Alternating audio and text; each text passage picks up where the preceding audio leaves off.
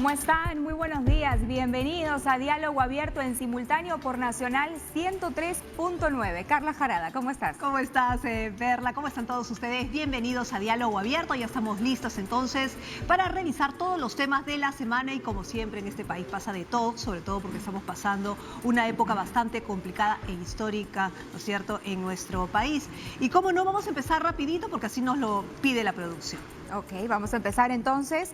Nuestro primer entrevistado es el cardenal Pedro Barreto, arzobispo de Huancayo, para conversar sobre todo lo que es esta iniciativa pastoral Resucita Perú y por supuesto la generación bicentenario, una generación que gracias a su capacidad de organización y a las movilizaciones ha conseguido muchas cosas esta semana y la semana pasada. ¿Tenemos ya al cardenal? No, todavía no. Mira, nos dijeron que rapidito. Nos piden prontitud.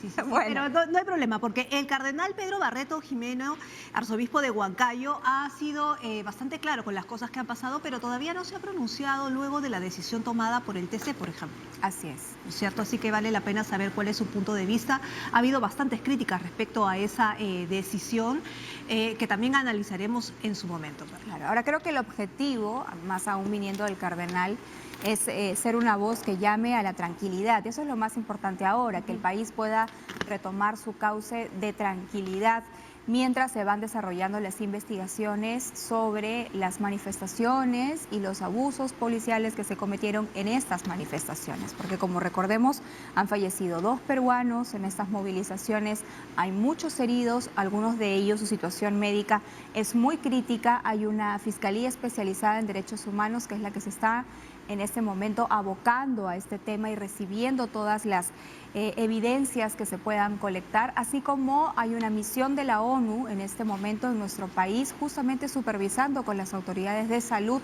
cómo se está llevando a cabo la atención a los heridos. Así es, ayer inclusive salieron ya con escáneres al lugar donde presuntamente habrían fallecido Inti y Brian para hacer las pesquisas pertinentes en esta investigación. Obviamente todo lo sucedido debe ser investigado para que no quede impune. Ahora sí, nos mencionan que ya se encuentra con nosotros nuestro invitado, el cardenal Pedro Barreto Jimeno, arzobispo de Huancayo. Cardenal, ¿cómo está? Muy buenos días, bienvenido. Buenos días, cardenal. Muy buenos días, con mucho gusto estoy con ustedes.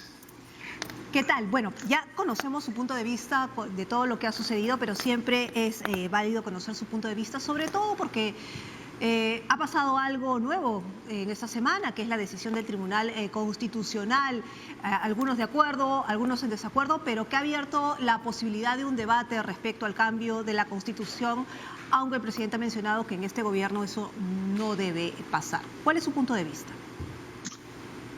A mí me parece muy sensato lo que ha dicho el presidente Sagasti, porque uno de los objetivos que él ha manifestado claramente es que hay que devolver la tranquilidad al país.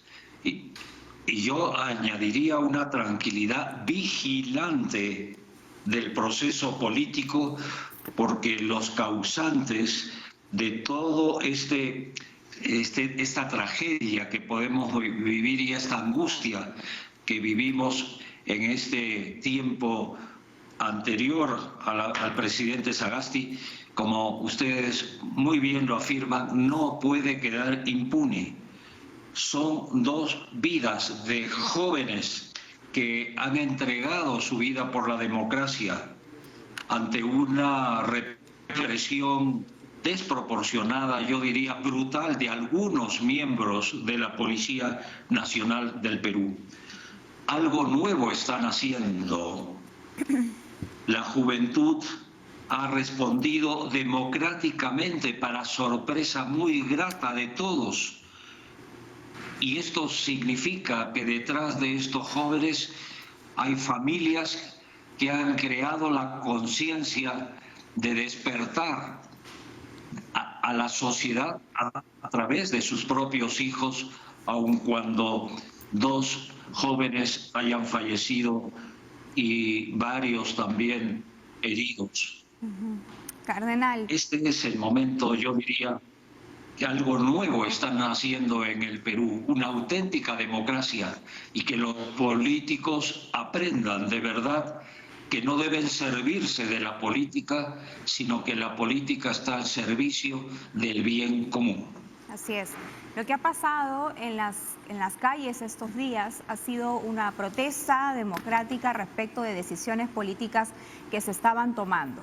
Finalmente, esta discordancia, ¿no es cierto?, entre el Poder Ejecutivo y el Poder Legislativo llegó al Tribunal Constitucional, se vio esta semana, y el TC es justamente el máximo órgano que tiene nuestro país para interpretar la Constitución. Uno puede estar de acuerdo o en desacuerdo con los fallos que tiene el Tribunal Constitucional. Evidentemente hay que respetarlos más allá de la opinión que uno tenga, pero el TC esta semana ha decidido no pronunciarse. Y es como si hubiese dejado allí el gran motivo por el cual se originó todo este problema en el país. Sí, efectivamente. Y yo escuché a la presidenta del Tribunal Constitucional, la doctora María Elena Ledesma, que dijo que el Tribunal Constitucional ha perdido una oportunidad histórica para resolver esta puerta abierta a un uso indiscriminado de la Constitución que definitivamente nos podría haber dado calma y tranquilidad democrática. Pero tenemos que respetar las instancias. Podemos estar de acuerdo o no de acuerdo, pero esa ha sido la decisión. Esperemos tiempos mejores para la democracia en nuestro país.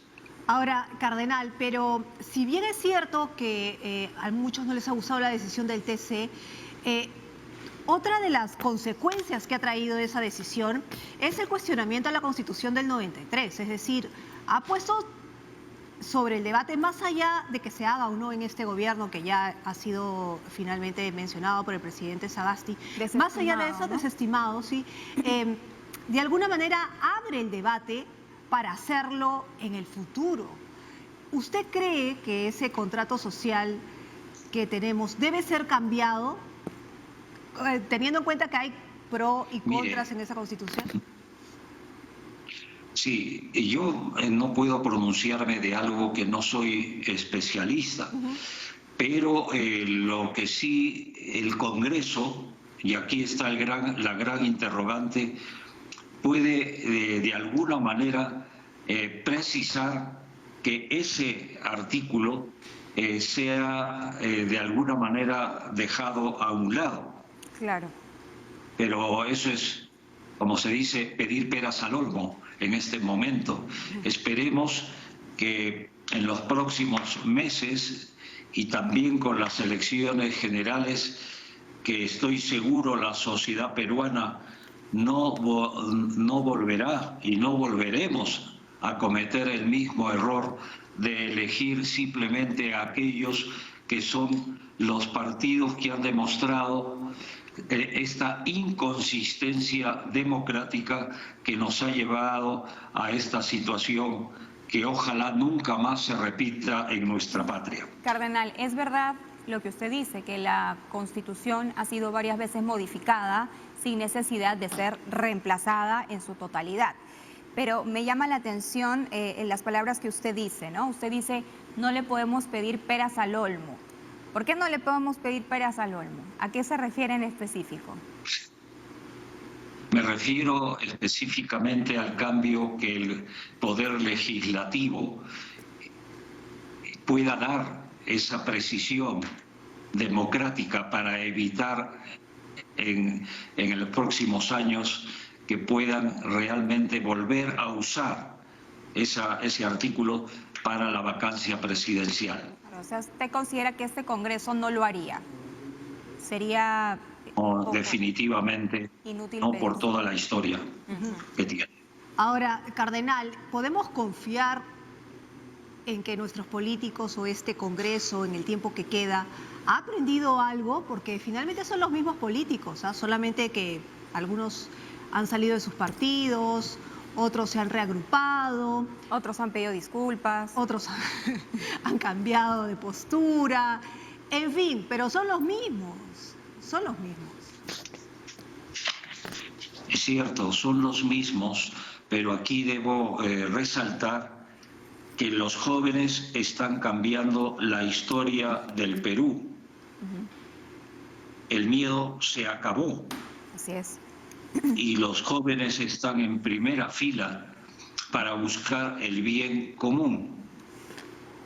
No buscaban un interés personal, por esto esta masiva movilización a lo largo y ancho del Perú rápidamente, con la característica que tienen los jóvenes, han escuchado el clamor de la sociedad y son ellos en este momento los que han dado la fuerza para poder realmente abrigar una esperanza cierta, porque estas elecciones generales que ya ha garantizado el presidente Sagasti marcará un antes después en la historia republicana del Perú y será el mejor regalo que podamos hacer a la sociedad peruana al celebrar el bicentenario. Cardenal, en este momento hay dos familias peruanas, me refiero a la familia de Inti y a la familia de Brian Sotelo, que están pasando por una situación muy dolorosa y muy difícil.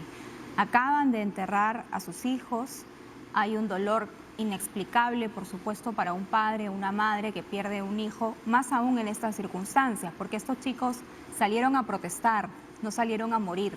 Lamentablemente no hubo las garantías necesarias para que estas protestas se desarrollaran de manera pacífica. Hay investigaciones en curso de parte del Ministerio Público, fiscalías especializadas que se están encargando de realizar todos los peritajes correspondientes. Pero, ¿cuáles serían sus palabras para estas dos familias que han perdido a dos jóvenes universitarios llenos de sueños, con una vida por delante? A mí me parecía muy importante algo que dijo el papá de Brian Sotelo en una entrevista, y él, a pesar de todo el dolor que puede sentir en este momento, él decía: una cosa es que se cometa un exceso y otra cosa es que se cometa un asesinato.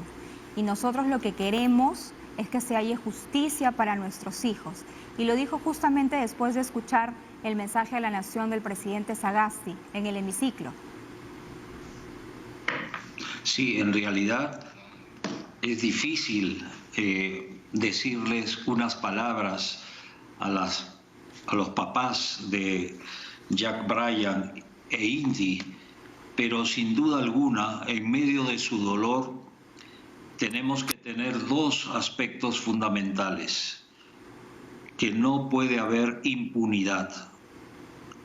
No ha sido una represión simple, ha sido homicidios, hay que hablar con claridad.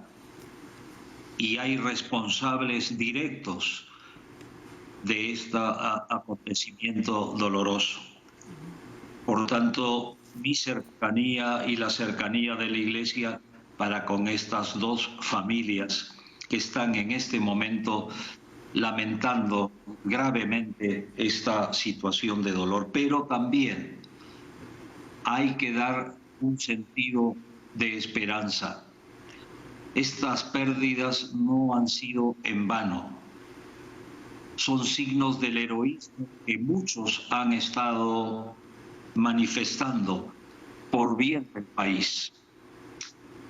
De alguna manera son de la democracia, y una democracia que siempre recordará con gratitud y manifestará su solidaridad con estas familias y con los heridos también, que algunos de ellos han sido ya marcados por toda su vida de esta brutal represión de algunos miembros de la Policía Nacional del Perú.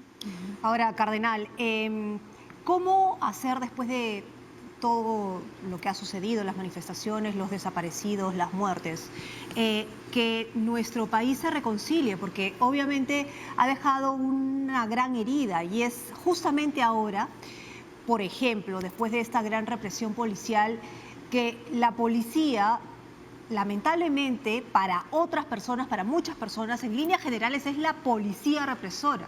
Y no necesariamente toda la policía es mala. Es decir, ¿cómo hacemos otra vez para amalgamarnos como una sociedad justa, equitativa, y no exagerada, y no desbordarnos, ¿no es cierto? Y no polarizarnos nuevamente. O sea, ¿cómo hacemos? Sabemos que hay una iniciativa de la Conferencia Episcopal, Resucita Perú, ahora.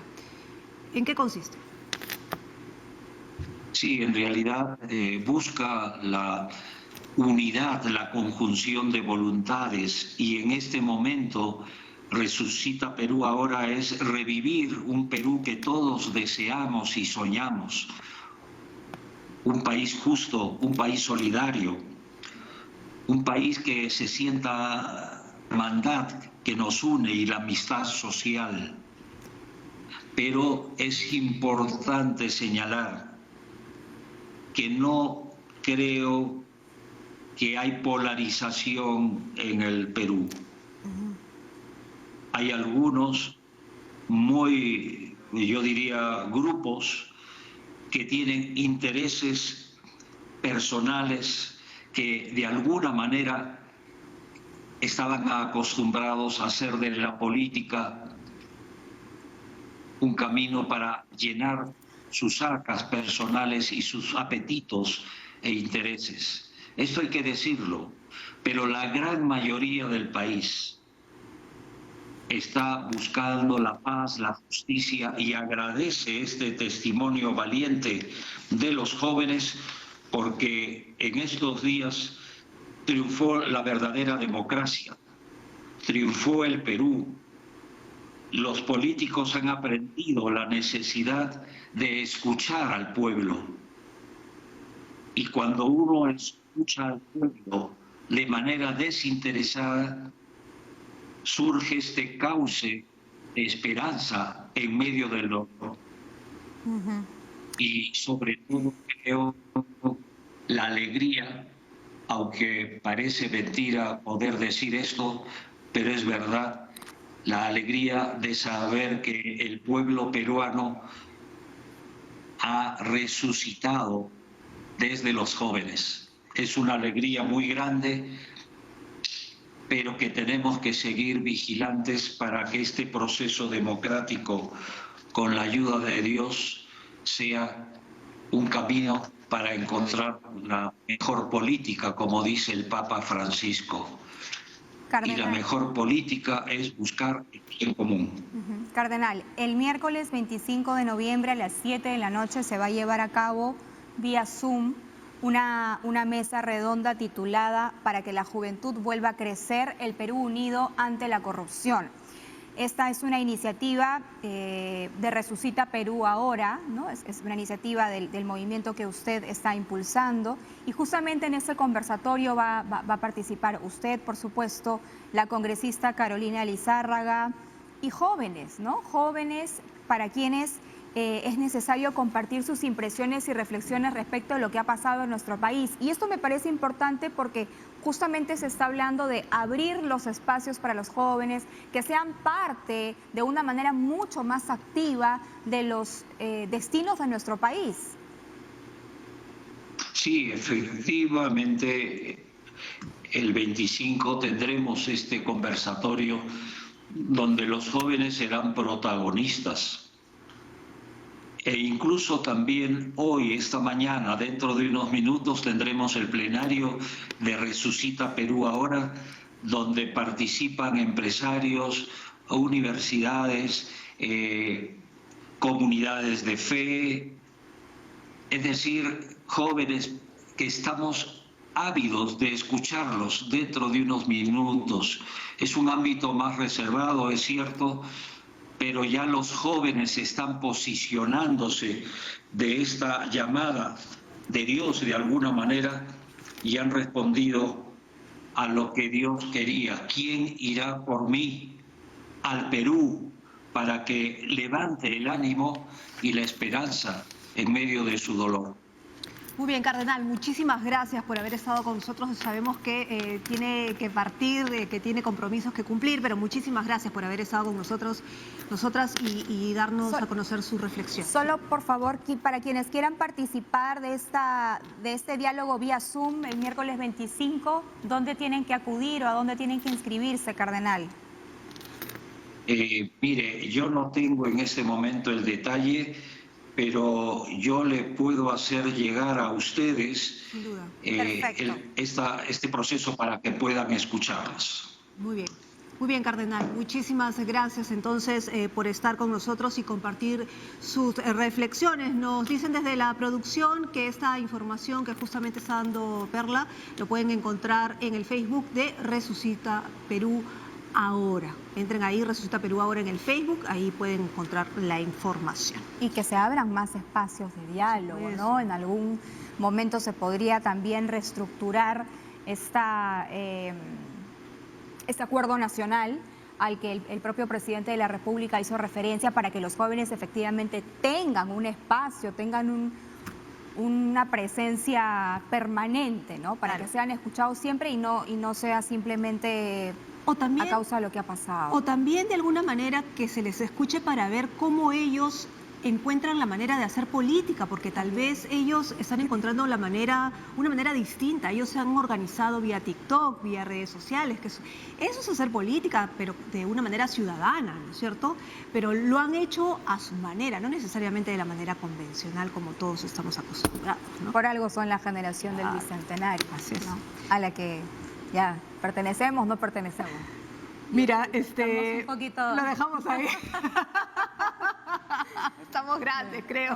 Poco grandes. Bueno, tenemos aquí la fase 3 del bono familiar universal para compartir con ustedes antes ya de pasar a otros temas. Eso es para que presten atención. Ahí justamente está publicado. Dice, con relación al bono familiar universal de 760 soles que se está otorgando en el marco de la emergencia sanitaria por el COVID-19, el Ministerio de Trabajo y Promoción del Empleo y el Ministerio de Desarrollo e Inclusión Social comunican lo siguiente. El sábado 7 de noviembre comenzó la fase 3 del bono familiar universal que corresponde a la modalidad billetera digital y banca celular, en la cual se registraron los responsables del cobro que ya eran usuarios de las billeteras digitales, Yape 50, o sea 50, Tunki y BIM 50, no 50, sino que no tienen cuenta, ¿no? Desde el viernes 20 de noviembre, en el marco de la fase 3, se inició la modalidad de pago billetera digital para nuevos usuarios, para lo cual aquellos responsables del cobro con una línea de teléfono celular a su nombre y que tienen interés de cobrar mediante una billetera digital, Yape 50, Tunki y BIN 50. Deben registrar sus datos en la plataforma digital, ojo, www.bgrandefu.gov.pe y descargar la billetera de su elección. El miércoles 25 de noviembre se iniciará la modalidad de pago banca celular. Desde esta fecha, los responsables del cobro que tienen una línea de teléfono celular a su nombre y que no se afiliaron a la billetera digital podrán registrarse y optar por la banca celular del Banco de la Nación. Bueno, la plataforma digital y la línea 1811, así como los centros de atención autorizados a nivel nacional, se encuentran a su disposición de los hogares beneficiados para obtener información. Repetimos entonces, digamos, la plataforma es www.bgrandefu.gov.pe. Ahí está justamente la información. Muy bien, vamos a dejar entonces el bono familiar universal para pasar a información en vivo. Así es, nos contactamos con nuestra compañera Daniela Salazar desde Villa María del Triunfo. Adelante, Daniela. Muy buenos días.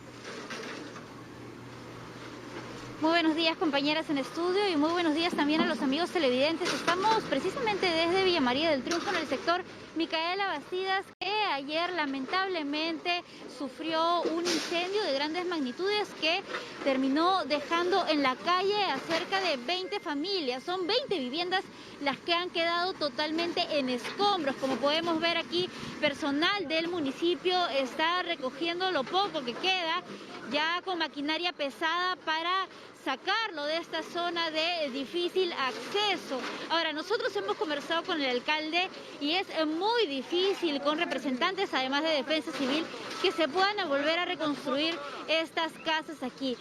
Hasta este lugar ha llegado también vecinos de buen corazón, diferentes colectivos, iglesias, a repartir desayuno, además de que la municipalidad se ha acercado también para instalar una olla común y repartir alimentos a las personas que se han quedado prácticamente en la calle. Precisamente estamos acá con unas vecinas que son de una iglesia y también de personas que son de la barra de Alianza Lima, nos contaban, para repartir este tipo de desayunos. Vamos a conversar con alguno de ellas. Señora, ¿cómo está? Muy buenos días, bienvenida a TV Perú. ¿Ustedes de qué colectivo son? Colectivo de cáncer infantil, pero soy vecina de la zona. Somos de la Capilla Sagrado Corazón de Jesús, de verdad hemos querido nosotros hoy día compartir también, porque somos de la capilla acá, nosotros de acá de nuestro pueblo, pues con la solidaridad. Nos han apoyado, sí, los mototaxis de Fetochoc, que son, dice, como dices tú, de capaz de la Alianza Lima, no sabemos, pero eso no interesa. Lo importante es que queremos colaborar con nuestros hermanos, los vecinos especialmente.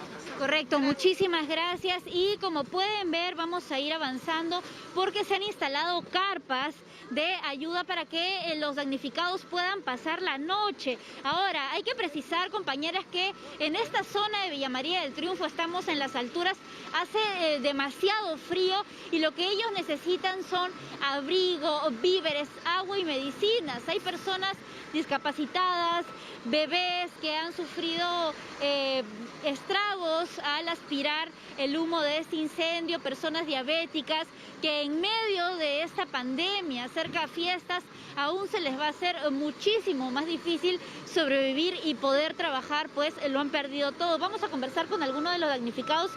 Señora, buenos días, bienvenida a TV Perú. Lamentamos muchísimo su situación y por favor coméntenos qué es lo que necesitan. Todo, señorita, no tenemos ni cama, no tenemos colchón, no tenemos nada, o sea, encima de nuestra ropa hemos quedado. Prácticamente estamos sin nada, estamos encima de la ropa, señorita, no tenemos nada.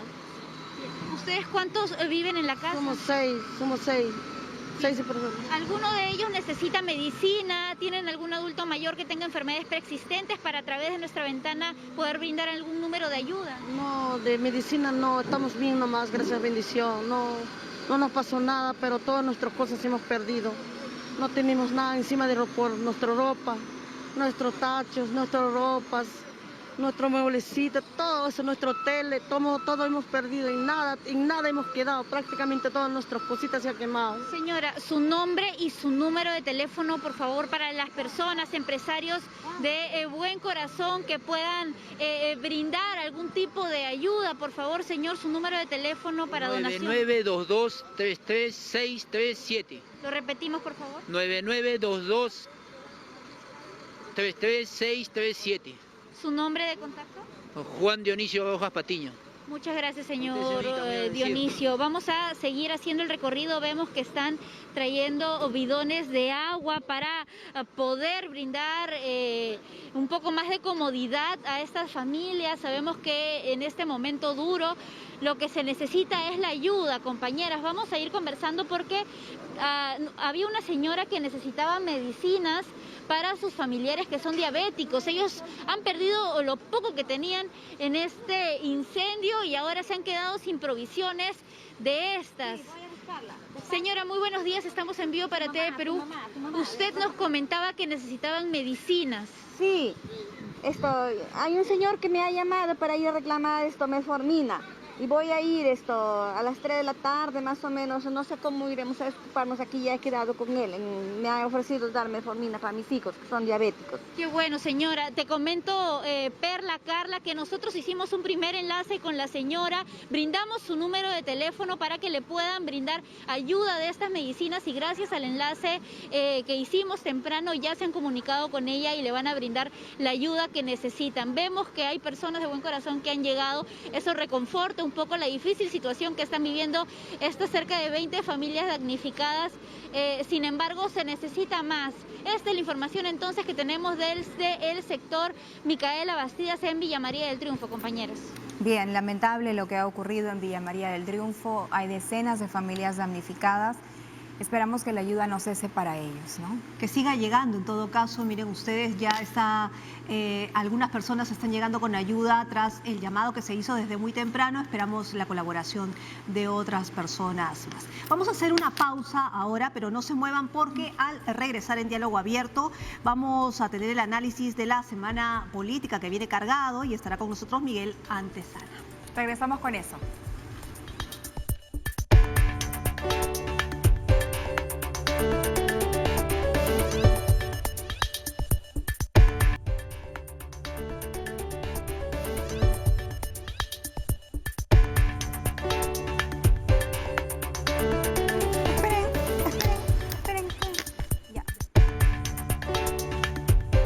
Bien, retomamos Diálogo Abierto en simultáneo por Nacional, el 103.9. Vamos a hablar efectivamente, como lo decía Carla antes de la pausa, de todo lo que ha sido esta semana respecto del ámbito político y esta coyuntura de crisis económica, de crisis sanitaria y todo lo que ha sido las movilizaciones de la llamada generación bicentenario. Así es, y para ello vamos a conversar con el analista político Miguel Antesana Corrieri, que ya lo tenemos, ustedes dirán, ahí lo tenemos ya. Muy buenos días, señor Miguel Antesana, bienvenido a Diálogo Abierto.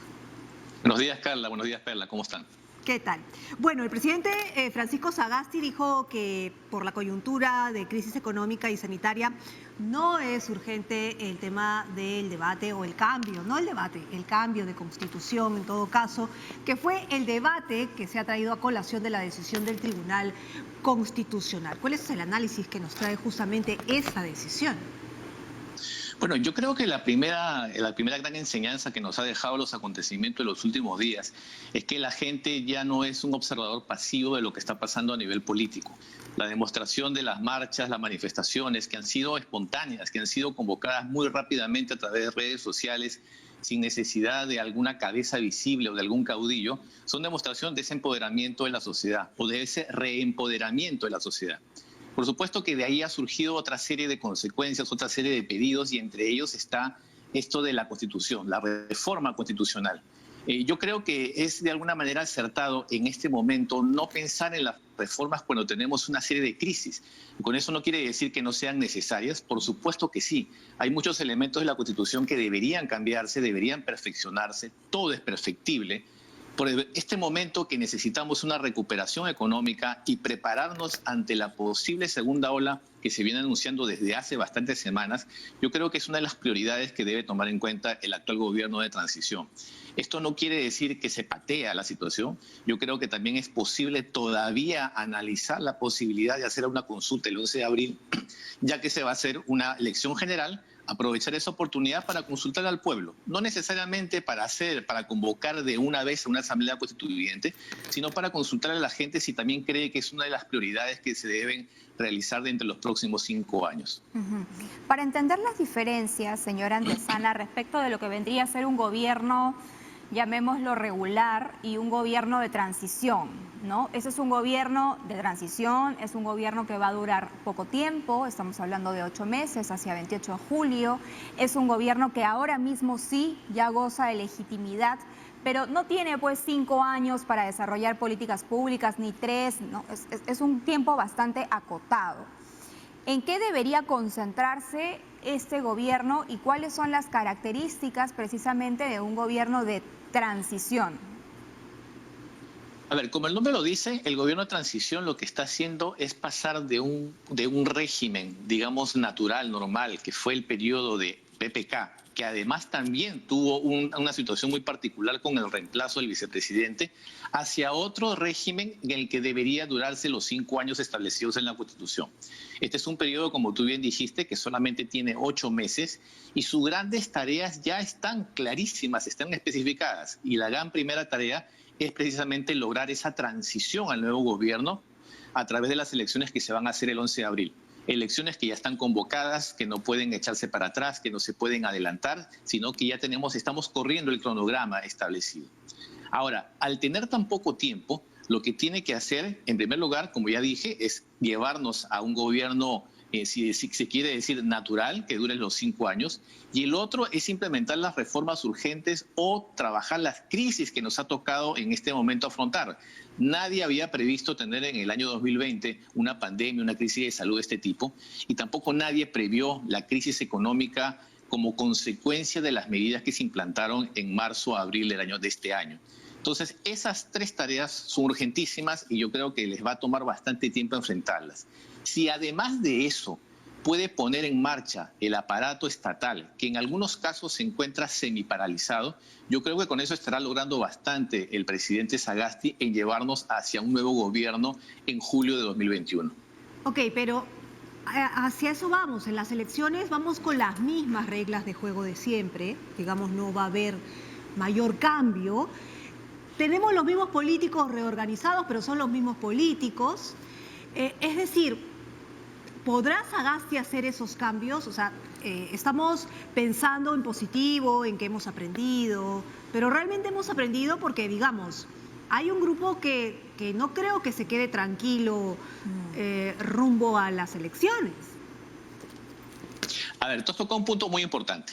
Este año, esta crisis en general económica, de salud y todas las que estamos viviendo, nos ha hecho ver las grandes fallas estructurales que tenemos como sociedad. Entre ellas la de salud, entre ellas la de economía y tantas otras. A nivel de educación también ha mostrado las fallas estructurales que tenemos. Y ahora en este periodo que estamos viviendo con este cambio de poder, cambio de manos del poder, y para las próximas elecciones también está evidenciando las fallas estructurales a nivel político. Hay una serie de reformas políticas que este Congreso no quiso afrontar. Hay una serie de reformas políticas que los partidos no están dispuestos a hacer. Y por supuesto que esa debería ser tarea del próximo Congreso.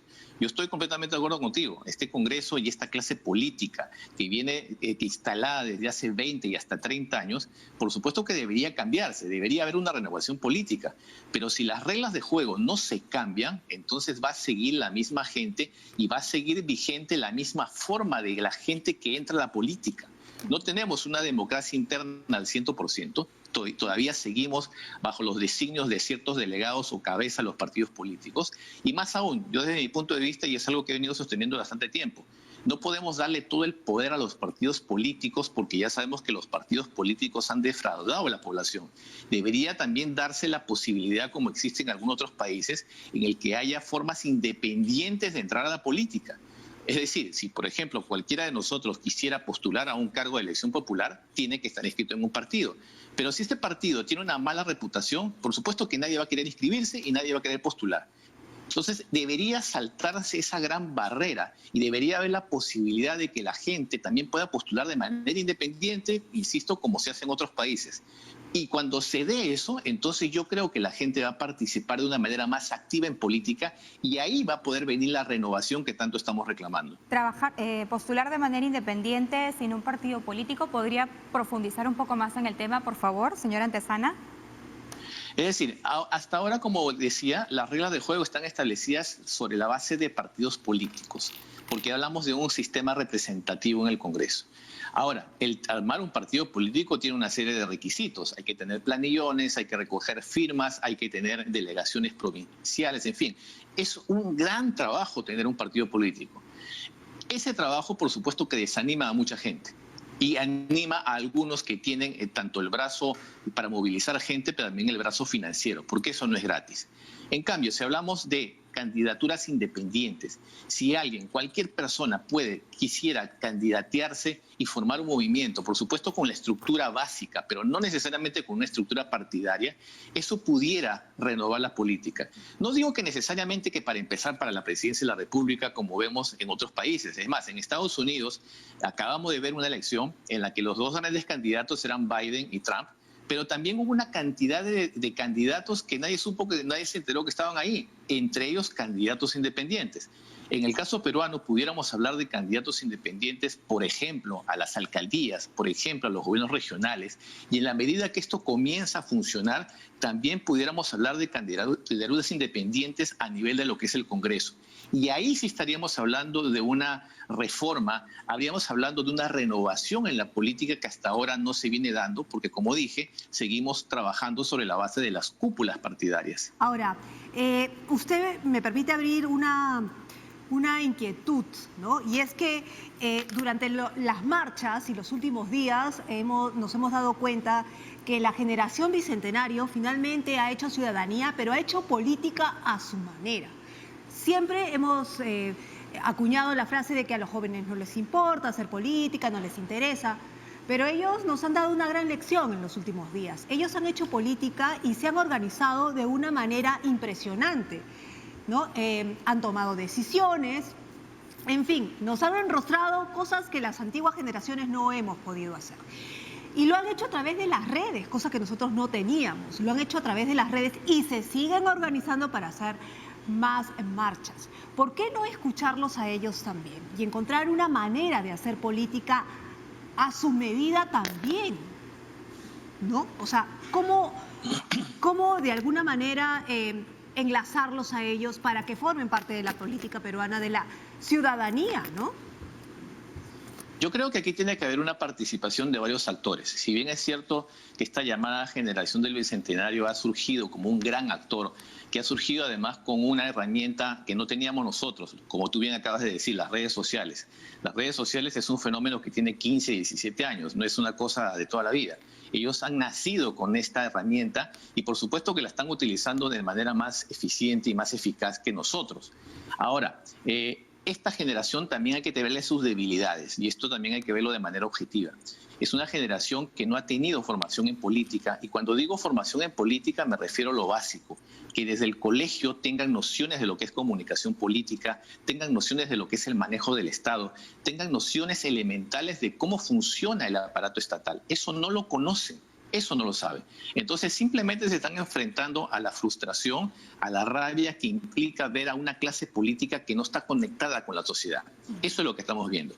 Ahora, la generación, no los millennials necesariamente, sino otras generaciones que sí tengan conocimiento de la política, tienen que articularse con esta sociedad, esta generación del Bicentenario para precisamente lograr esos cambios. Porque nos va a costar hacer esos cambios de manera estructural. Yo creo que también aquí la gran enseñanza es que entonces nuestros jóvenes o nuestros niños tienen que comenzar a aprender de esto que se llama comunicación política, que la comunicación política no es solamente para los políticos, es algo que debe estar inherente a cualquier ciudadano, porque cualquier ciudadano tiene el derecho y tiene el deber de participar en los asuntos públicos. Pero si no lo conocen, entonces precisamente vemos lo que está pasando.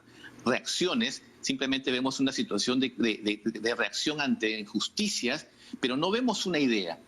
Imaginemos que llevamos a este grupo de jóvenes o a algunos representantes de los jóvenes de esta generación que estamos hablando a cargos políticos, pero ahí nos daremos cuenta que entonces hay falta esa base de conocimiento.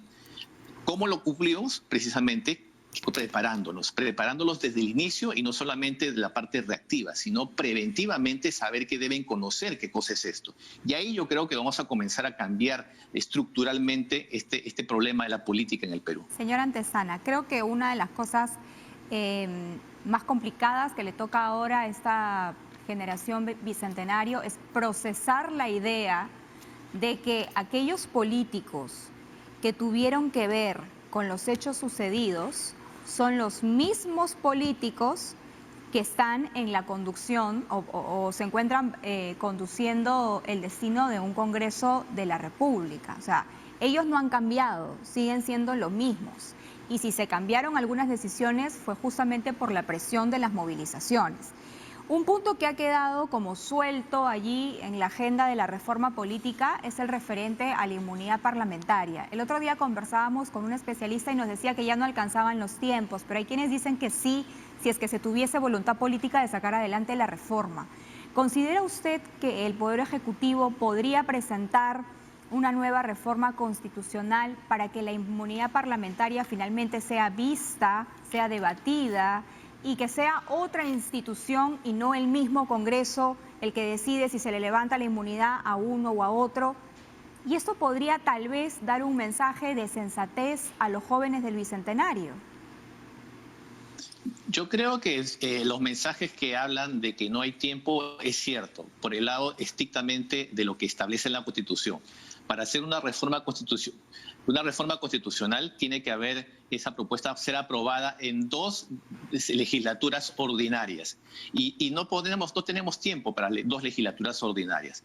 Ahora, si este Congreso pudiera comenzar a discutir y aprobar en esta legislatura cualquier tipo de reforma y pasarle la pelota, como se dice, al siguiente Congreso. Pero eso no nos aseguraría que el próximo Congreso lo vaya a continuar y lo vaya a aprobar, porque no tenemos idea de también cuál va a ser la calidad de ese próximo Congreso. Lo que sí pudiéramos hacer desde ahora es plantear precisamente cuáles son las ideas, las reformas base que necesitamos a nivel político y ver que eso se haga con el próximo Congreso. Precisamente esa frustración de saber que estos congresistas no van a hacer absolutamente nada es que está animando, alentando estas ideas de una asamblea constituyente. Inmediatamente, por supuesto, ante la frustración de saber de que estos personajes que están ahí no van a hacer ninguna reforma porque está demostrado que no lo van a hacer, entonces uno tiende a llevar a ideas extremistas, a soluciones extremas, y esa sería lo que es una asamblea constituyente que redactaría toda la nueva constitución. Ahora, una nueva constitución soluciona los problemas del Perú, no es así. Una nueva constitución, seguramente el 80% o el 70% va a ser básicamente la misma constitución, quizás cambiando la redacción, pero es básicamente la misma. Y nos damos cuenta que en el Perú tenemos miles de leyes que no se aplican, que no se cumplen, y no viene la solución por cambiar a la ley de leyes que es la Constitución. Señora Antezana, ¿y entonces qué hacemos con estos más de 60 congresistas que tienen investigaciones, procesos abiertos, algunos con denuncias constitucionales ya, e incluso uno con una sentencia, que es el congresista Acuña, y que hasta ahora no se le levanta la inmunidad, no se le puede desaforar, no se le procesa, no puede responder ante la justicia como ameritaría hacerlo? Yo creo que la presión social ya se demostró que tiene resultados y no creo que vaya a salir de escena. Yo creo que la presión social va a estar presente de aquí en adelante. Si el Congreso no toma las medidas que tiene que tomar a nivel disciplinario, a nivel de comité de ética, a nivel de desafuero, a nivel de acusaciones constitucionales, porque recordemos que también hay varios congresistas del Congreso disuelto que está ahorita en manos de este Congreso para que sean desaforados o que sean acusados constitucionalmente, y este Congreso no le ha dado trámite. Entonces, en la medida que esa presión social comience nuevamente a ponerse en marcha, este Congreso, antes de irse, que ya tiene fecha de vencimiento, tiene que acometer con esas tareas pendientes. Si no lo hace, eso no solamente le va a pasar factura a los congresistas que no han querido enfrentar sus tareas, sino también que le va a pasar facturas a los partidos políticos que están postulando en abril del próximo año.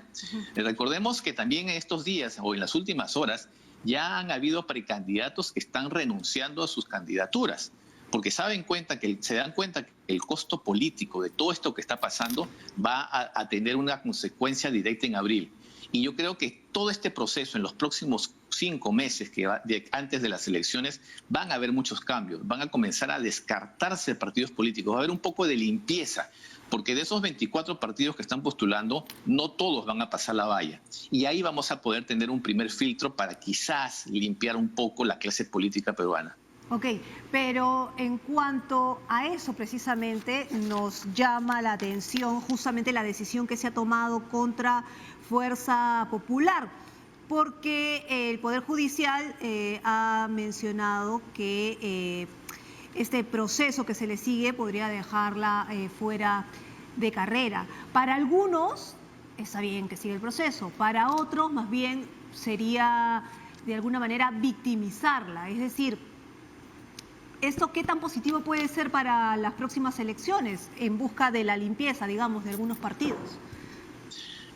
Yo creo que hay que verlo desde un lado estrictamente técnico, estrictamente legal. Aquí la Fiscalía, por supuesto, que está pecando de la demora excesiva en algunos casos para la acusación.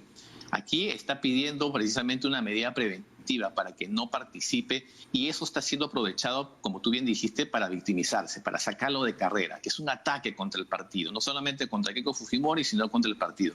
Pero también tomemos en cuenta, y ya desde el lado ciudadano, ¿a qué congresistas ha estado llevando Fuerza Popular en los últimos tiempos? Muchísimos de ellos no con currículum, sino con prontuario. Entonces, si se está evitando desde el lado estrictamente legal, la Fiscalía está pidiendo que este partido, esta organización, que inclusive llegó a tildarla de organización criminal, no participe, tendría sentido entonces porque está llevando entonces a unos candidatos, posibles congresistas, con un bajísimo nivel de calidad para ese Congreso. Por supuesto que hay una combinación de la mirada ciudadana con la mirada legal. ¿Cómo se solucionaría esto? Que la Fiscalía finalmente acuse, que entremos a la etapa de acusación, no solamente en la etapa de investigación y de solicitud de medidas preventivas, sino en la acusación. Y yo creo que esto también es saludable, que la Fiscalía comience a actuar y comience a actuarse desde un lado estrictamente legal, no confundir la parte política con la parte legal. No es que la Fiscalía le interese que tal o cual partido participe, la Fiscalía actúa sobre la base de pruebas. Y con las pruebas es que tiene que acusar para que comencemos a limpiar también la parte política desde ese lado. Ahora, ya para terminar, sobre la decisión del Tribunal Constitucional, es como dejó un espacio en blanco, ¿no? No dijo ni sí, ni no, ni nada. Entonces, ¿cuánta inestabilidad o cuánta incertidumbre le puede sumar al panorama político y social una decisión del Tribunal Constitucional como la que ha tomado, de no pronunciarse?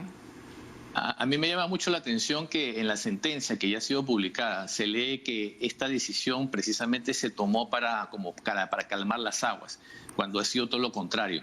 Esta decisión ha sido un elemento precisamente para fortalecer una vez más la solicitud o la idea de ir a una asamblea constituyente. Porque si el Tribunal Constitucional no se quiso manifestar sobre una tan polémico inciso, un artículo de la Constitución de la famosa incapacidad moral, entonces ¿a quién le corresponde cambiar eso? Si al Tribunal, que es el máximo intérprete de la Constitución, no lo quiso cambiar, entonces quien puede ahora cambiar eso es el propio pueblo, es la propia sociedad. Y esto lo puede hacer solamente a través de una asamblea constituyente o a través de reformas constitucionales que se hagan a esa Constitución y ataque específicamente ese punto y otros tantos. Entonces, estamos como que en un círculo vicioso. El Tribunal Constitucional tuvo la oportunidad de cortar eso, de manifestarse, pero no quiso, apoyándose también en temas estrictamente técnicos legales. Para la sociedad que no necesariamente lo entiende, por supuesto es una frustración, es visto como una lavada de manos, y esto no calmó en nada, al contrario, deja pendiente la posibilidad de que cualquier próximo presidente haga lo que haga y teniendo un Congreso en contra, interprete que eso que hizo es inmoral, lo pueda vacar. Entonces, lo que ha hecho en la práctica el Tribunal Constitucional es mantener un elemento que distorsiona la realidad, un elemento de inestabilidad en el Poder Ejecutivo, y eso, por supuesto, yo creo que tenemos que cambiarlo, independientemente de las posiciones legales que hay al respecto.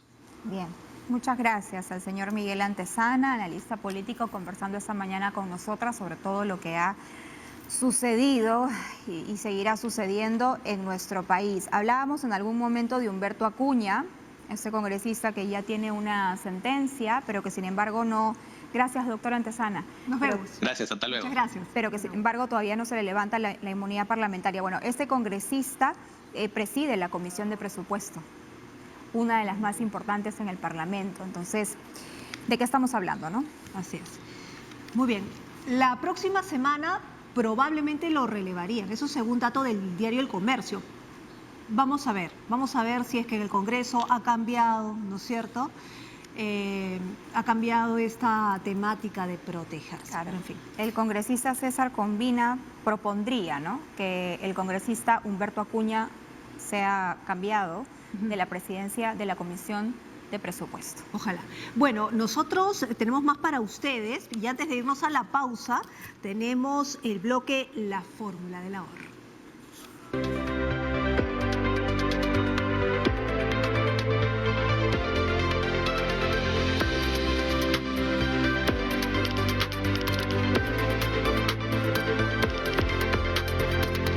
Y pico soles 17.200. Disculpen el error de cálculo, son un poco más de 17.000. Sí. Ok. El tema es, digamos, si uno retira todo, tiene que pensar en que si está contemplando en el futuro obtener esta se va a ver golpeada. Pero no olvidemos, entre 20 y 30% menos de pensión están calculando los especialistas si retiro los 17.200 soles. Pero también hay otra posibilidad en las AFP, que cuando uno cumpla 65 años, retire el 95% de su fondo. Es casi el íntegro, ¿no? El 95% de su fondo lo puede retirar de una sola vez al final de su ciclo de vida laboral, se calculan 65 años. Si uno retira también esos 17.200 soles, va a pasar lo mismo. Si está pensando a los 65 años retirar todo su fondo, ese fondo va a estar seriamente mermado porque está dejando de percibir una rentabilidad importante en un horizonte de tiempo significativo. Pero la otra cara de la moneda, y cuando hablamos de ahorro siempre es bueno ver las dos caras, es cierto, 12 meses sin chamba, 12 meses sin haberse reenganchado en el mercado laboral generan necesidades, ¿no? Entonces, por eso la ley nos pone en un escenario ideal para analizar lo que llamamos estas decisiones del costo de oportunidad. Ahora, hay personas que pueden decidir sacar estos 17.200 soles y ponerlos en fondos mutuos, pero, digamos, teniendo el control de su dinero en estos momentos. Es válido. Desde la fórmula del ahorro siempre vamos a promover el ahorro precisamente, porque disponer de este monto y utilizarlo en un depósito a plazo fijo que le genere mayor rentabilidad que le está dando su AFP es completamente válido, ¿no? Ahora, también somos conscientes de que hemos perdido la comunicación con Jesús Muñoz. Ahí está, ¿o no? Jesús. ¿Estás? Sí, las escucho. Ya, para que por favor termine su idea. Sí.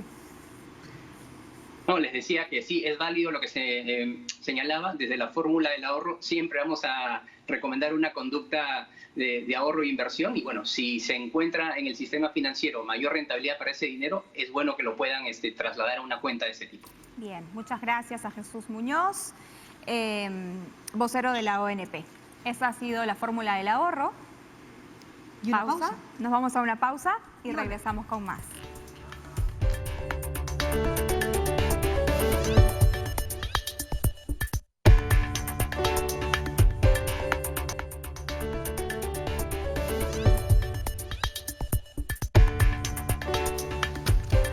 Bien, continuamos en Diálogo Abierto. Recuerda que estamos en simultáneo por Nacional. Vamos a hablar ahora, Carla, de la pandemia, ¿no? Ya se encuentra con nosotras el exministro de Salud, Óscar Ugarte Ubillús. Le damos la bienvenida. Doctor Ugarte, buenos días. ¿Cómo está? Buenos días. Buenos días, Carla. Buenos días, Perla. Bueno, el MINSA reportó 38 decesos por coronavirus en las últimas 24 horas y el Ministerio de Salud informó que se elevó a 35.484 la cifra de fallecidos por el coronavirus en el país. ¿Cómo estamos, doctor Ubillús? Ugarte Ubillús, porque, digamos, también se ha hablado de 3 escenarios ante una segunda ola en nuestro país. Es evidente que viene bajando la incidencia de casos. Esto es demostrable. La semana anterior, que es la semana 47 desde el punto de vista epidemiológico, se ha tenido el menor número de casos de COVID desde la semana 10, que fue en marzo, ¿no es cierto? El primer caso fue el 7 de marzo. Hemos tenido incremento hasta, digamos, mayo, luego decreció un poco y luego subió hasta agosto, que ha sido el pico mayor, y de ahí ha venido decreciendo. Una cosa similar se ha venido produciendo con las defunciones, aunque por lo general las defunciones se acumulan, ¿no? Es decir, puede venir bajando la cantidad de casos, pero hay casos que han sido reportados hace 2 o 3 semanas que pueden agravarse y seguir dando todavía lamentablemente defunciones, y por lo tanto no necesariamente las dos curvas van parejas. Lo importante es que viene bajando, aunque Si comparamos a nivel mundial, porque se mencionó que el Perú tenía la tasa más alta de mortalidad, ¿no?, por millón de habitantes. Ahora nos gana Bélgica. Luego está el Perú, que queda segundo todavía, y luego vienen los otros países, principalmente los europeos. Si nosotros mantuviésemos esta tendencia a la baja, y los otros países están todavía en la segunda ola, en fin, esa estadística va a cambiar. Entonces, si por comparación queremos deducir algunas orientaciones, la primera, sin duda, y creo que esto lo tiene bien claro el Ministerio de Salud, y la doctora Mazzetti lo planteó todavía antes de los problemas políticos, y en buena hora que ella haya retomado la conducción del Ministerio, es frenar la eventualidad de una segunda ola, ¿no? Yo creo que este es el objetivo más importante. Para eso se están tomando medidas de poder hacer diagnósticos rápidos con pruebas moleculares y hacer aislamiento de las personas y el seguimiento de los casos para impedir que se propague, pero a la vez mantener estas medidas de distanciamiento social, de protección individual. El uso de la mascarilla es fundamental y esto tiene que mantenerse. Doctor. Ahora, no más quisiera decir adicionalmente que los datos de esta última semana, por lo menos en el caso de Lima, sí muestran una cosa preocupante, porque hay distritos que están repuntando. ¿Cuáles? Por ejemplo, es Miraflores, San Borja, La Molina, Magdalena, distritos medios en general o altos. Y esto a lo que debe llevar es a un trabajo mucho más preciso en estos distritos. También hay otros distritos medios o medios bajos, el caso de Breña, por ejemplo, que también ha repuntado. Entonces yo creo que hacer seguimiento a estos casos, que en general no son muchos, digamos, para poner el ejemplo, Miraflores tiene un crecimiento de 100%, pero es de 20 y tantos casos a 40 y tantos casos, digamos, ¿no? Entonces, sí se puede identificar los casos, hacer seguimiento, aislarlos y evitar el contagio. Yo creo que esta es la labor que se tiene que hacer, y ahí el trabajo del Ministerio, pero también el trabajo de los gobiernos municipales es fundamental. Doctor, esta semana y la semana que pasó salieron muchas personas a manifestarse, millones en realidad, y vimos que usaban mascarilla, vimos que usaban protector facial, algunos tenían el alcohol permanentemente, pero no necesariamente se cumplió el distanciamiento social. Entonces, ¿cómo hacer con estas personas que han salido a marchar? ¿Cuáles son las recomendaciones para ellas? ¿Deben hacerse una prueba de descarte? Si van a continuar las movilizaciones, por ejemplo, ¿cuál sería la recomendación al llegar a casa después de una marcha? Bueno, yo creo que efectivamente manifestaciones como las que han se producido y todos hemos sido testigos, son alerta, ¿no? Porque podría, por las mismas razones que usted ha mencionado, ser un factor de diseminación del virus. La cercanía, la actividad misma, el trabajo conjunto. Ahora, hay factores que también habrá que evaluar.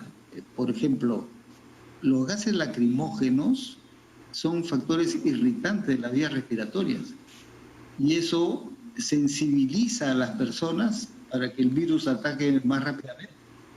O sea, ese es un factor adicional a tomar en cuenta.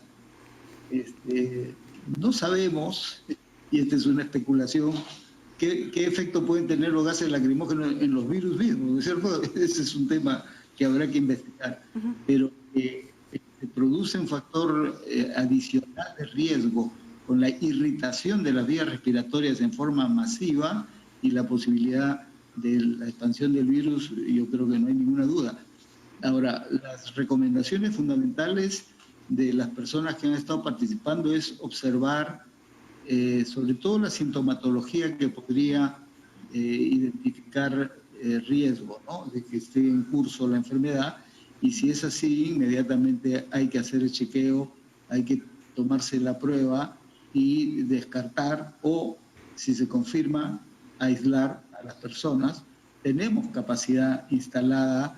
Durante estos últimos meses se ha producido una ampliación de establecimientos para atención transitoria, así como la Villa Panamericana, por ejemplo, en Lima. A nivel nacional tenemos varios sitios que se han instalado y que podrían albergar a las personas que podrían ser diagnosticadas de positivas y requieren ser aisladas. Entonces creo que hay las condiciones para ello, aparte, por supuesto, de ir preparando la segunda gran tarea, que es la vacunación cuando venga la vacuna, ¿no? Ahora, pero doctor, el Ministerio de Salud prevé que en una segunda ola del COVID, el Perú podría causar entre 14.000 y 19.000 muertes.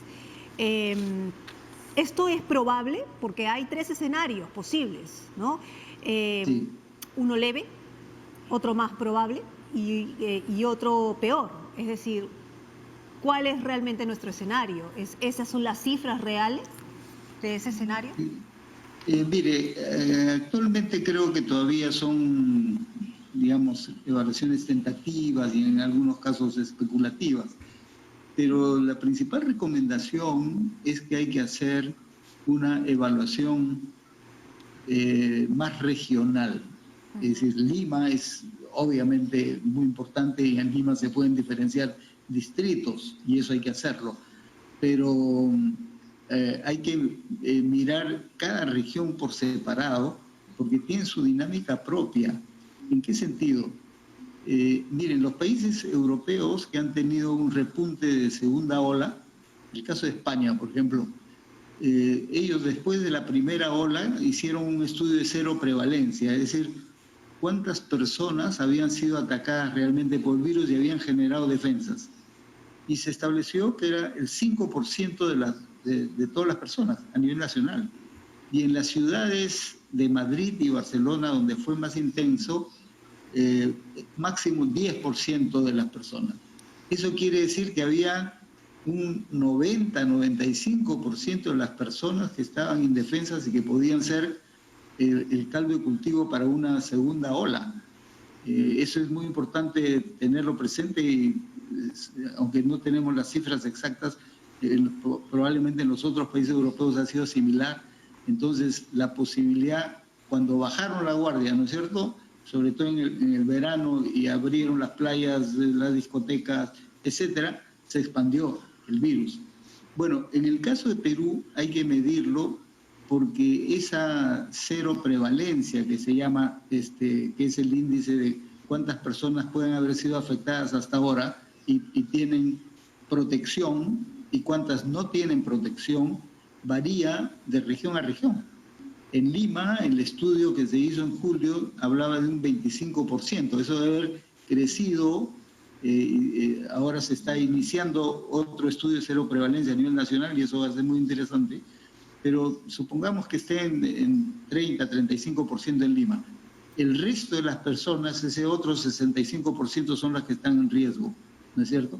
Pero, por ejemplo, en Iquitos, cuando se hizo el estudio de cero prevalencia, entre junio y julio, se mostró que el 70% habían sido afectados.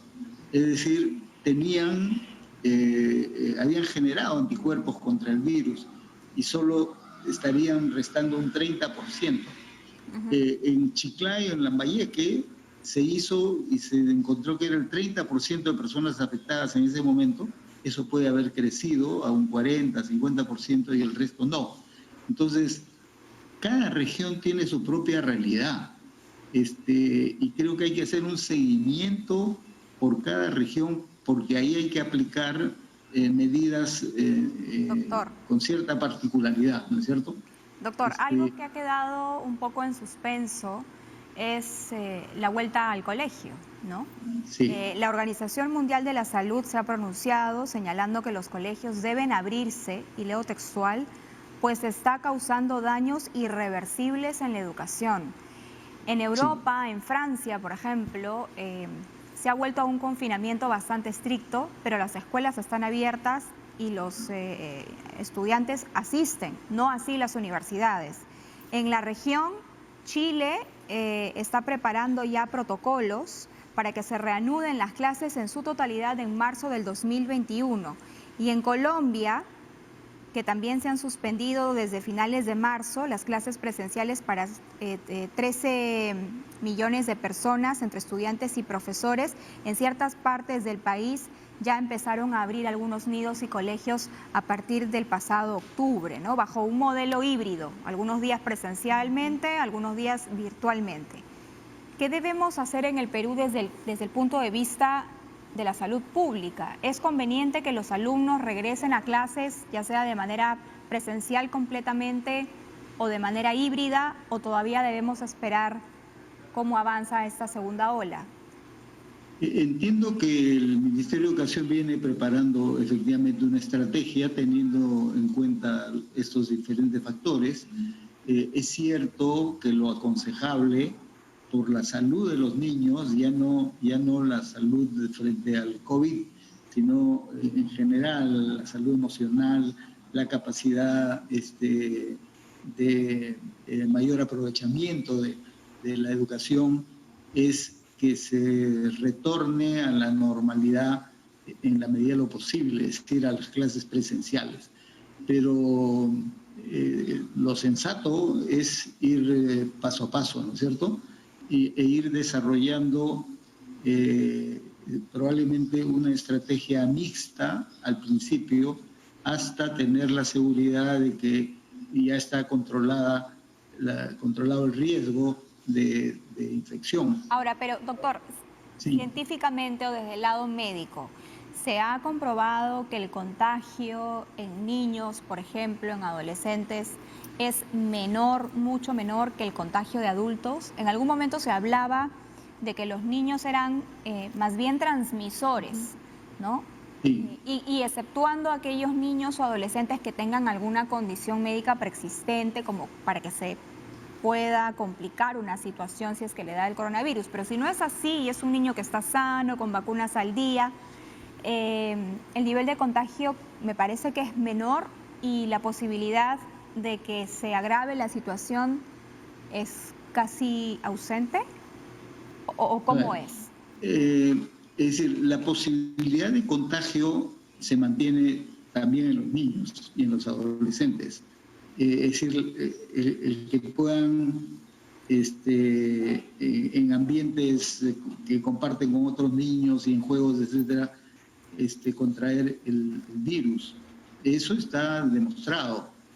La gran diferencia, creo yo, y en buena hora, es que niños y adolescentes no hacen el cuadro clínico o lo hacen muy atenuado. Entonces, eso lo que nos plantea es una cosa positiva, porque el riesgo de un cuadro grave en niños y adolescentes prácticamente no existe, no hemos tenido casos, pero sí se ha demostrado que pueden ser un vehículo de transmisión. Por eso las medidas de prevención respecto a los adultos mayores que puedan estar en la casa, etcétera. Entonces, eso es lo que hay que prevenir. Cuando se Doctor, Uy, vamos a mejorar la comunicación. Sí, porque estaba interesante lo que estaba comentando. Sí, es ¿no? importante porque el pronunciamiento de la OMS respecto del retorno a clases ha sido contundente. Ha dicho, el daño es irreversible. Entonces, claro, tenemos aquí en el Perú un año ya va a ser, ¿no? Un año va a ser que los niños no han ido al colegio. Empezaron el año escolar, algunos fueron 6 días y después no más. Y no todos los colegios ni todos los padres tienen la capacidad de establecer una educación virtual como corresponde, con impresora, con internet en casa, con la computadora que te puedas conectar. Entonces, muchos padres de familia están usando su propio celular para que sus hijos puedan hacer las clases. Entonces, también hay un tema de cuánto están aprendiendo nuestros niños, Ya ¿no? sí, doctor, adelante. Continúe, por favor. Bien, Sí, lo que decía es que probablemente se va a necesitar una estrategia mixta, ¿no? Algunos días presencial, otros días virtual, ¿a eso se refiere? Sí, efectivamente. ¿Y esta Ahora, presencialidad bajo qué condición? Insisto, desde el punto de vista salud, que es lo que usted domina, ¿cuáles deberían ser estas características dentro del aula? Por ejemplo, hay salones que tienen 20 niños, 30 niños, estudian desde las 8 de la mañana hasta las 2:30 de la tarde. ¿Cómo se manejaría esto desde el punto de vista salud? yo creo que una de las cosas que va a haber que tener presente es lo que ahora se utiliza, por ejemplo, en los restaurantes, ¿no? Hay físicamente un mayor distanciamiento en el mismo ambiente, digamos, y esto es factible seguramente adecuar en las aulas para que no haya una concentración demasiado alta. Igual, por ejemplo, los recreos tendrían que ser diferentes, ¿no es cierto? No es el recreo habitual, que los niños salen, todos juegan, probablemente hay que tener pautas para evitar ese riesgo. El uso permanente de la mascarilla creo que es un factor que debe estar también presente, y probablemente el número de horas diarias pueda ser un factor que también se controle, que por lo tanto al principio no sean los horarios normales, sino un horario menor, o incluso que se pueda alternar días, ¿no? Ahí hay varias alternativas que se podrían utilizar y entiendo que el Ministerio de Educación está evaluando. Doctor, ahora, hay que tener en cuenta sí. que ya en el primer trimestre del próximo año debería empezar las vacunaciones, ¿no? Ahora, doctor, justamente sobre eso, se ha hablado sobre la inmunidad, que podría durar 6 meses, todavía no está totalmente comprobado, pero podría durar 6 meses, y el tema de los reinfectados. ¿Nos puede precisar ese tema? Porque todavía hay muchas dudas al respecto. Y hay muchas dudas porque todavía no se conoce bien. Mire, yo caí con la infección a principios de junio. En los exámenes que me vienen haciendo serológicos, mantengo la positividad, es decir, los anticuerpos que he generado persisten. Entonces, han pasado, que digamos, 5 meses. Pero nadie sabe cuánto tiempo pueden durar esos anticuerpos, ¿no es cierto? Y esa es la gran duda hasta el momento. Incluso en las pruebas que se vienen haciendo con las vacunas, todavía no hay el tiempo suficiente para decir la inmunidad que se genera con la propia vacuna o con la enfermedad que se ha producido va a ser permanente. Nadie puede afirmar eso. Eso recién se va a saber, porque de repente lo que pueda suceder es que máximo sea una protección cercana al año y que tengamos entonces que vacunarnos todos los años, como es el caso de la vacuna contra la influenza, que es así, la inmunidad que se genera no nos cubre más allá de un año. Entonces, eso está todavía por saberse, ¿no? Pero lo importante es que iniciando la vacunación en el primer trimestre, durante todo el año vamos a poder ir ganando una mayor protección social en su conjunto. Y si bien los niños, para retomar ese tema, no van a ser objeto de vacunación, porque no se ha probado y no se está probando cómo actúa en el caso de los niños, sí es importante que los maestros, que los padres de familia, o sea, que todos los adultos estemos vacunados para que los niños estén protegidos también por extensión. ¿Sí? Muy bien, doctor. Ahí va a coincidir, digamos, en el tiempo el inicio escolar con esta campaña de vacunación. Muy bien, doctor. Muchísimas gracias por haber estado con nosotros. Gracias a ustedes. Y haber hablado, digamos, extenso, digamos, con nosotras sobre el tema del COVID, algunas dudas todavía que quedan pendientes y ojalá efectivamente que la vacuna esté más cerca. Sí, Carlos Neuhaus, quien es el miembro del Comité de Comando Vacuna, ha revelado que el laboratorio estadounidense Pfizer proveerá los equipos de frío necesarios para la conservación y el traslado de la vacuna en todo el territorio peruano, ¿no? Con la única condición que pone Pfizer es que se devuelva el cooler, digamos, a su sede de origen, ¿no?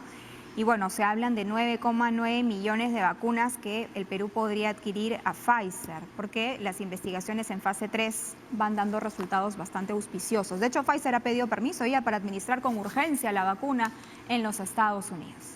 Vamos a hacer una pequeña pausa, no se mueva porque al regresar estaremos conversando con Walter Albán, ex defensor del pueblo y esposo de la actual presidenta del Consejo de Ministros. Walter Albán Peralta, perdón, me estoy equivocando, ex defensor del pueblo. Samuel Abad es el otro ex defensor del pueblo, que también hablaremos de ese acto que ha sido bastante interesante. Y también tendremos la juramentación del titular del Jurado Nacional de Elecciones. Volvemos.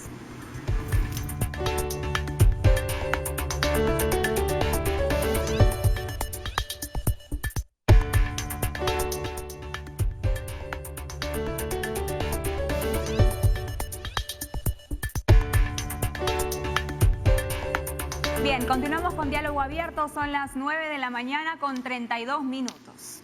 Muy bien, vamos a seguir entonces con nuestra conversación porque proponen una mesa de diálogo en el Perú.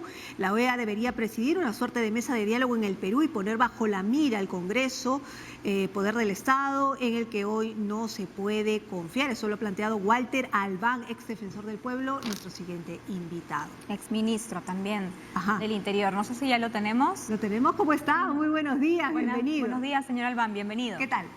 Muy buenos días, gracias por la invitación. Explíquenos, por favor, esta propuesta que suena muy interesante sobre monitorear, que la OEA monitoree al Congreso de la República, presidir una mesa de diálogo, pero que esté permanentemente monitoreada por la OEA. Eso por un lado, y si es que ya se ha hecho antes. Bueno, en realidad estamos en una situación prácticamente inédita en el Perú.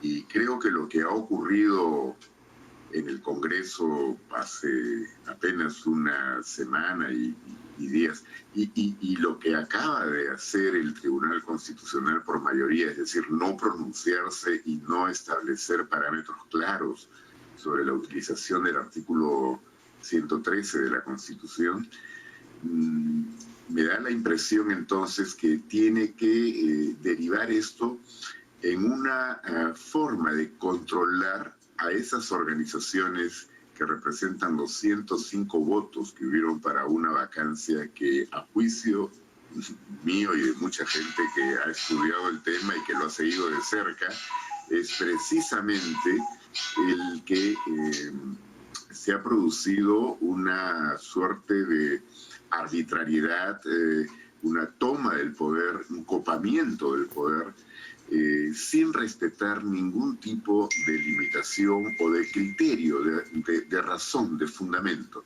Bueno, yo creo que estas organizaciones y estos 105 votos no han desaparecido, pues están allí presentes en el Congreso de la República. También, por supuesto, la indefinición a la que nos ha condenado la mayoría de este Tribunal Constitucional dejan abierta la posibilidad de que en cualquier momento, una vez que consideren que han controlado los daños o que la situación pudiera haber variado, pues nos den otra sorpresa dentro del Congreso. El gobierno del presidente Sagasti en este momento está bastante expuesto, ¿no?, a vaivenes en el Congreso, y yo creo que esto, hasta que tengamos la posibilidad de ir a elecciones y renovar Congreso y Ejecutivo, debiera tener un seguimiento por eso de la ciudadanía por un lado, y esto que hemos llamado la mesa de diálogo, recordando que hay un antecedente, ¿no es cierto?, cuando en el 2000 se produjo, claro, el escándalo cuando estalló esto a partir del video Curi, ¿no es verdad? Y ya esto se sumó a una misión de observación electoral que había venido por parte de la OEA y llevó a que en una asamblea especial, la asamblea de Windsor, se acordara con el gobierno peruano establecer una mesa de diálogo.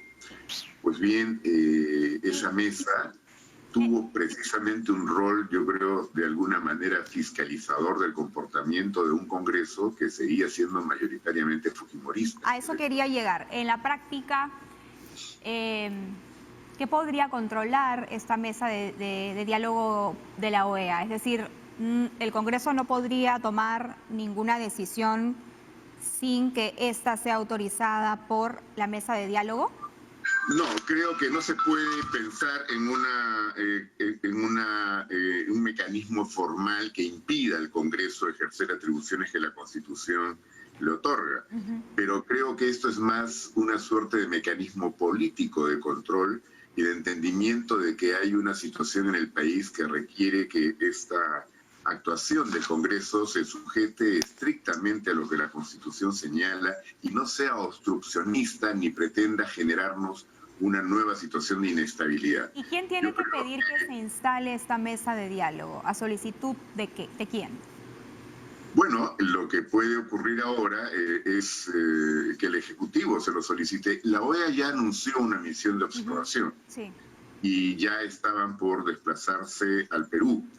Yo creo que como producto del diálogo que se tendrá que establecer con esta misión de observación, se puede contemplar la posibilidad de abrir esta mesa de diálogo con participación de instituciones de la sociedad civil también, y que este sea un espacio de una suerte de fiscalización, supervisión de lo que va ocurriendo en el proceso político peruano de aquí hasta las elecciones que tendremos en abril próximo. Ahora, es necesario, doctor Albán, precisamente ese tipo de control político o vigilancia, si se puede decirlo así, teniendo en cuenta que se viene el voto de confianza en el Congreso, sobre todo del gabinete Sagasti. Digamos, ¿se atrevería el Congreso a negarle el voto de confianza en estos momentos? De ese Congreso yo puedo esperar cualquier cosa. Wow. Todo parece indicar hoy día de que no, difícilmente le negarían el voto de confianza al gabinete que presenta el gobierno o cuando va a presentar su plan de trabajo, el llamado voto de investidura. Pero aun cuando eso se produjera, nada nos garantiza que semanas después podamos estar otra vez en una situación de inestabilidad total. Recordemos que el presidente Sagasti ejerce la presidencia de la República y la jefatura del gobierno en la medida que ha sido elegido presidente del Congreso. La presidencia del Congreso puede variar, ¿no es verdad? Y los votos los tiene. En consecuencia, creo que es muy importante que seamos cautos, prudentes, pero muy vigilantes para evitar de que nos puedan dar una nueva sorpresa, ¿no? Estas organizaciones que en este momento están tratando de lavar cara, de aparecer como que quieren tener empatía con la opinión pública, pero en realidad esto nunca les importó. Lo que pasa es que no se percataron de la posibilidad de que hubiera una reacción ciudadana tan fuerte como la que se produjo. Ahora, cuando usted habla de esta empatía, hay una preocupación, y es que hace unos días el TC acaba de tomar una decisión que no ha sido bien tomada por muchos sectores, que además abre la posibilidad de un debate de una nueva constitución, dándole la razón a la izquierda, que ha sido su caballito de batalla. El mismo presidente ha dicho que eso no está previsto para este gobierno, obviamente no se tiene tiempo, pero puede abrirse el debate, y teniendo en cuenta que es, digamos, que ha salido del TC y que el TC o los miembros del TC son elegidos por los miembros del Congreso finalmente, ¿no cree usted que podría haber ahí un cambio y podría ser apoyado por la población? No sé si me dejé entender. No, yo más bien he advertido el enorme riesgo que corremos si pisamos el palito, para decirlo en criollo. Es decir, no la decisión, la indecisión del Tribunal Constitucional por responsabilidad de los 4 magistrados que han votado de esa manera, nos coloca otra vez en la situación de estar expuestos a una inestabilidad permanente, ¿no? Pero ¿qué es lo que también creo yo puede estar detrás de esta decisión de no entrar al fondo del asunto y decir que esto era improcedente y que no había necesidad. Mira, recordemos una cosa. ¿Qué fue lo primero que quiso hacer el gobierno del entonces presidente Merino y el gabinete de Flores Arauz? Inmediatamente intervenir la Procuraduría General. Así es. ¿Y cuál fue el propósito? Que el procurador del Estado, en la audiencia que ya había sido citada por el Tribunal Constitucional, lo que tendría que haber hecho era desistirse de la demanda competencial, con el propósito de que se declare la sustracción de la materia. Qué curioso, que ese es el mismo resultado al que ha llegado ahora el Tribunal Constitucional, con los 4 votos que ya conocemos. Yo creo que esto está francamente orquestado, esto no es un asunto espontáneo, ¿no? Creo, por tanto, que estamos en este momento en una situación de calma, pero es una calma que no nos puede dar la tranquilidad suficiente. Tenemos que estar muy atentos a las decisiones que puedan ir tomando en las próximas semanas, en los próximos meses. Y me da toda la impresión entonces que requerimos los espacios necesarios de control, tanto dentro del Perú, es decir, de la sociedad civil sobre todo, pero también desde el plano internacional, un rol como el que ha jugado la Organización de Estados Americanos en otro momento, y que ahora muy bien, como digo, a propósito de esta misión de observación que ya se anunció, llega al Perú, se pueda conversar de la posibilidad de esa mesa de diálogo. Me parece importante que toque este punto, señor Albán, sobre cuáles fueron los primeros actos que tomó el gobierno ilegítimo del señor Merino, como tratar de controlar la Procuraduría General de la República para que justamente no procediera o se cayera esta demanda competencial. Al final, el TC, en mayoría, no han sido todos los tribunos, pero en mayoría han votado más o menos en la línea de lo que estaba planteando la exministra de Justicia, Delia Muñoz, sobre la posibilidad de una sustracción de la materia. Y bueno, ya lo que sabemos que han dejado como esta situación de la vacancia por incapacidad moral en blanco, ¿no? Indefinido, sin una definición clara. Pero también... Sin una delimitación que es indispensable y que se viene postergando hace años. Así es. Pero también otra de las cosas que se pretendía era quitarle autonomía a la SUNEDU. En una de las primeras declaraciones que dio el ex premier Antero Flores Arauz decía: yo creo que a estas universidades a las cuales se les ha negado la licencia merecen una segunda oportunidad, yendo de manera completamente contraria a la reforma a la reforma universitaria que ya tiene un buen tiempo caminando en el país. Y lo otro que también quisieron hacer era controlar los medios, este medio de comunicación, que es el medio del Estado, ¿no? Directamente, para que no transmitiéramos las movilizaciones y marchas. Varias cosas que configuran finalmente lo que podría haber sido un gobierno dictatorial. Bueno, yo creo que fue un gobierno que tomó, como repito, por asalto el poder, eliminando lo que es una separación de poderes indispensable en cualquier democracia. Creo que estas personas tienen una responsabilidad muy seria por ese asunto, y creo que efectivamente la decisión del Tribunal Constitucional, como algunos ya lo han señalado, tiene por objeto de alguna manera cubrir a estas personas para que no se les pueda responsabilizar de actos de sedición propiamente. Ahora, el paquete de medidas que iban a implementar era mucho mayor. Yo estoy de acuerdo con lo que se acaba de decir del SUNEDU, con lo que se quiso hacer con la Procuraduría, pero efectivamente iban mucho más allá. También estaba, creo yo, de por medio, querían tirarse abajo todas las investigaciones por asuntos de corrupción, sobre todo lo que tiene que ver con lavajato y los cuellos blancos. Por eso el objetivo también era el Ministerio Público. Aquí creo que algún día podremos conocer exactamente cuáles han sido, digamos, los móviles de este zarpazo al poder, ¿no es cierto? Pero por ahora lo que hay que ser conscientes es que no estamos libres de que una situación así se pudiera producir en el corto plazo.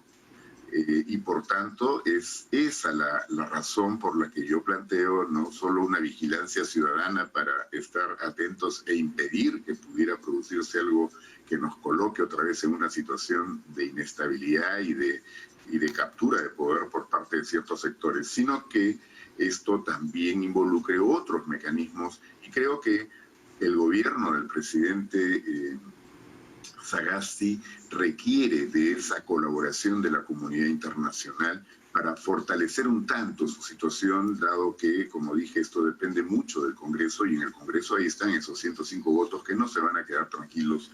A eso es lo que voy, a eso es lo que quiero ir, porque lo que queda pendiente es, ¿Manuel Merino sigue siendo congresista? O sea, sigue siendo congresista. ¿Qué va a pasar en el Congreso con él? Está el tema de la investigación preliminar a Manuel Merino, Antero Flores Arauz y Gastón Rodríguez por los presuntos delitos de abuso de autoridad y homicidio agravado, lesiones graves, leves, desaparición forzada, en este contexto de violación de derechos humanos. ¿Qué va a pasar con Merino, que es congresista? ¿El Congreso va a hacer algo al respecto? Claro, tiene inmunidad. Ahora, usted dice, si bien es cierto el Tribunal Constitucional, digamos, los ha cubierto de alguna manera con este pronunciamiento en blanco sobre la vacancia presidencial para que no sean acusados por sedición, que es lo que usted decía, pero como dice Carla, hay una investigación preliminar a nivel fiscalía por delitos sumamente graves y tiene que haber también responsables políticos de lo que pasó en nuestro país. Sin duda, y la responsabilidad es más que política. En el caso de lo que ha ocurrido con la muerte de estos dos jóvenes, la cantidad de heridos, la utilización de la policía, en algunos casos, por lo menos en Lima, como se ha podido verificar, ¿no es cierto?, con un exceso de fuerza, de arbitrariedad para una situación que no ameritaba ese tipo de intervención. Bueno, eso tiene responsables también, ¿no es cierto? Entonces, si bien existe la institución de la inmunidad que no la han querido tocar, lo que deberíamos tener claro es de que en estos casos, si se produce una acusación por parte del Ministerio Público, que ya abrió un proceso en este sentido y donde están involucradas todas estas personas, es que lo va a solicitar, y la subcomisión de acusaciones constitucionales y la comisión permanente tendrían que darle trámite a estos pedidos. Yo creo que hay varias cosas en el Congreso que tienen que cambiar. En primer lugar, el señor Acuña, ¿no es cierto?, que ya fue sentenciado y que ahí tenían el expediente detenido, bueno, debe ser separado definitivamente del Congreso. La sentencia lo condena a inhabilitación por varios años. En consecuencia, no puede seguir ejerciendo la función de congresista. Por otro lado, el señor Alarcón, que como sabemos desde el mes de julio la fiscal de la Nación había pedido que se le pudiera levantar la protección del antejuicio para procesarlo por delitos muy graves que tienen que ver con corrupción, ¿no es cierto? Pero él presidía la Comisión de Fiscalización. Claro, ahora ya no preside, pero continúa en la Comisión de Fiscalización, y ese expediente, como repito, el pedido viene desde el mes de julio, recién hace pocos días el señor Merino, antes de ir a la vacancia el día lunes, convocó para esa semana una sesión de la Comisión Permanente, o sea, por fin, después de una cantidad de meses, ¿no? Y claro, creo que ya tenían calculado que esa sesión no se iba a producir y que no iba a haber tampoco entonces la autorización para que esto continúe su trámite. Bueno, ahora esto tiene que continuar.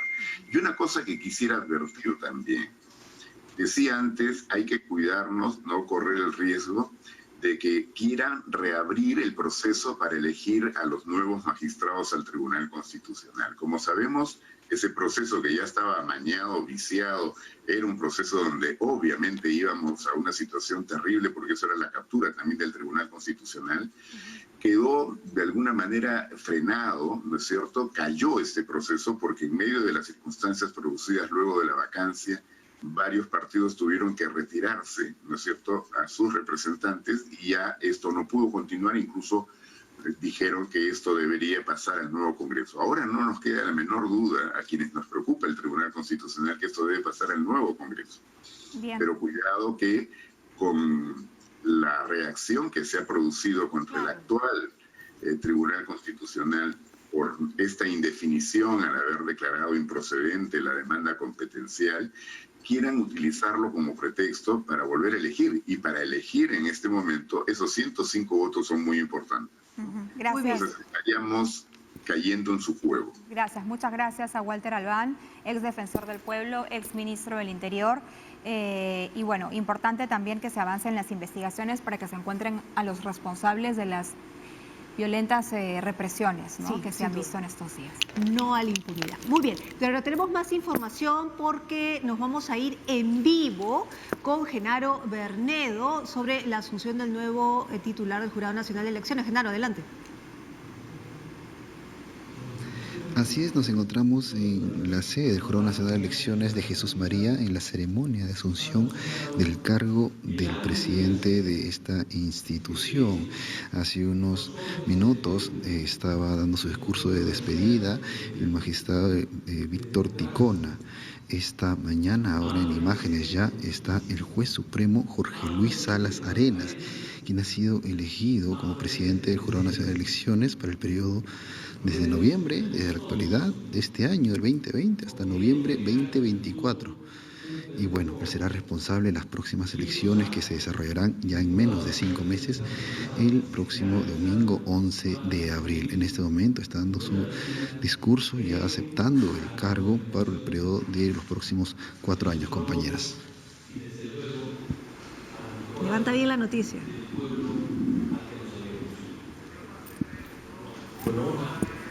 Bien, muchas gracias a nuestro compañero Genaro Bermedo por esta información en vivo. Como sabemos, entonces asume el nuevo titular del Jurado Nacional de Elecciones, ¿no? Es el nuevo presidente, Jorge Salas Arenas, y lo hace por un periodo de 4 años. Muy bien, vamos a hacer una pausa, pero no se mueva porque regresamos con lo último. Vamos a conversar con Carmen Rosa Dávila, directora ejecutiva de neonatología del Instituto Materno Perinatal, sobre el método canguro para bebés prematuros. Volvemos.